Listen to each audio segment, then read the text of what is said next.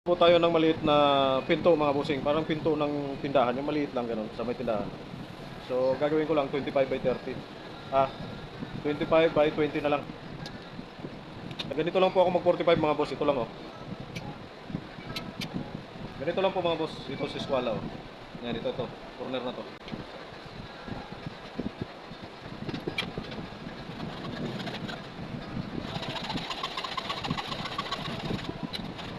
Yan lang po mga bossing, ganyan.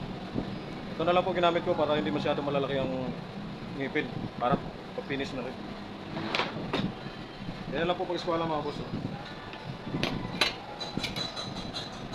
Yan mga bossing. Yan, baliktad yata yung Squala, yan. Squala na po yan mga boss. Nakaputol na po ako ng 4 na piraso mga bossing. Bubuhin ko na lang po. Bago ko nga pala bubuhin yung mga bossing, nilalagyan ko po ng mga butas yan para hindi po masisira, para hindi po siya mababasag pag pinakuan. Last na lang po ito mga boss. So yan, bubuhin ko na po yan mga bossing.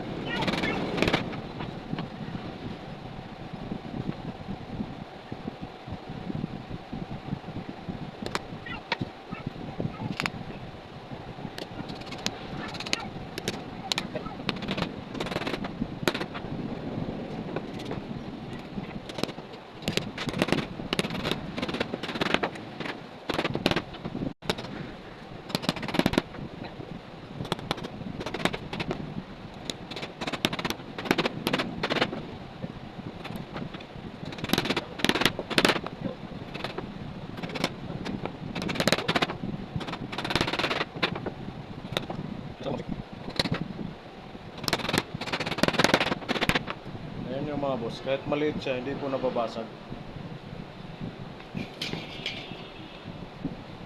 Nasa Squala po yan mga bossing. Yan. Yan mga boss. Dalawa na po siya mga bossing. Lagyan ko siyang pinto. Lagyan po natin siya ng bisagra mga boss. Piano hinges ulit.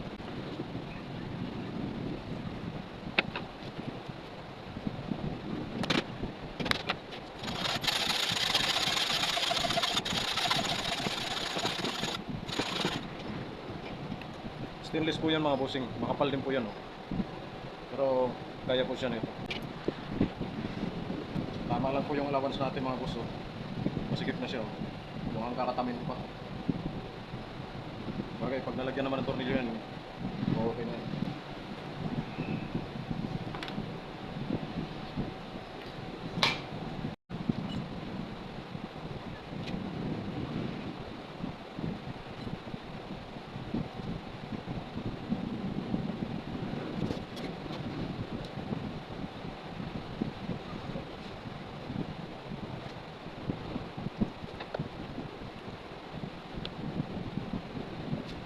Last na lang po mga bossing.